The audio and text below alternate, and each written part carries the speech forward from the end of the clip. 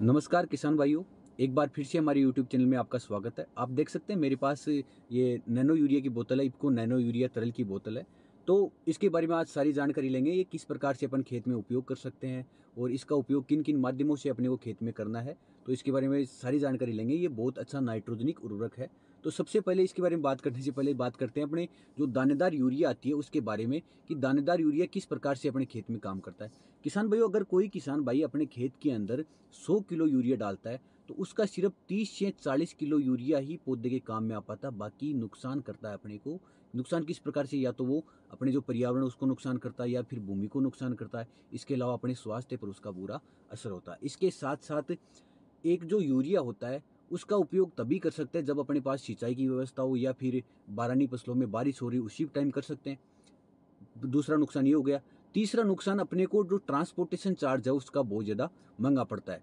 अब बात करते हैं नैनो यूरिया की। नैनो यूरिया किसान भाइयों अपने लगभग 90 से 95% पूरी की पूरी 90 से 95% पूरी तरह से पौधे के काम में आता है। दूसरी बात, इसका किसी प्रकार का ट्रांसपोर्टेशन चार्ज नहीं लगता। आपको अगर किसान भाइयों को एक बोतल लेकर जानी है तो वो जेब में रख कर लेके जा सकता है। दूसरी बात, अगर आप बारहनी फसलों के लिए नैनो यूरिया वरदान साबित हो रहा है, क्योंकि बारहनी फसलों में जो किसान है वो सिर्फ बारिश पे निर्भर होते हैं। अगर बारिश नहीं हो रही है तो उस समय किसान भाई अपने खेत के अंदर यूरिया का प्रयोग नहीं कर सकते। उस टाइम नैनो यूरिया का स्प्रे किसान भाई कर सकते हैं, जिससे पौधे को जो फसल है उसको नाइट्रोजन मिल जाएगी और अपने को अलग से किसी प्रकार की सिंचाई की व्यवस्था की जरूरत भी नहीं पड़ेगी। तो इस प्रकार से नैनो यूरिया किसानों के लिए वरदान है। अगर इसके उपयोग की अपन बात करें तो किसान भाई इसका उपयोग हमेशा स्प्रे के माध्यम से ही करें। स्प्रे के लिए अगर आपको लगता है कि ये कॉस्टली पड़ रहा है तो आप इसका उपयोग जो अपने WSF आते हैं, वाटर सोल्यूबल फर्टिलाइजर 19-19-19 आता है, 18-18-18 आता है, 1261-0 आता है, या 052-34 आता है, उनके साथ इसका प्रयोग कर सकते हैं।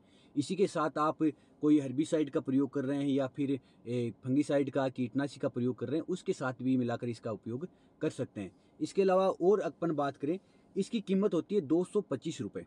और अगर इसकी मात्रा की अपन बात करें तो आप इसका 4 ml पर लीटर के हिसाब से पानी में घोलकर आप इसका स्प्रे पत्तों के ऊपर फसल के अंदर कर सकते हैं। सबसे मुख्य बात, सावधानी रखने की बात ये होती है किसान भाइयों, कि इसका उपयोग अपने को फसल के बुआई के फसल जर्मिनेशन के लगभग 30 से 40 दिन बाद करना। मतलब जब पत्तों से जमीन को फसल पूरी तरह ढक ले उसी के बाद अपन को इसका उपयोग अपने को खेत के अंदर फसल के अंदर करना है।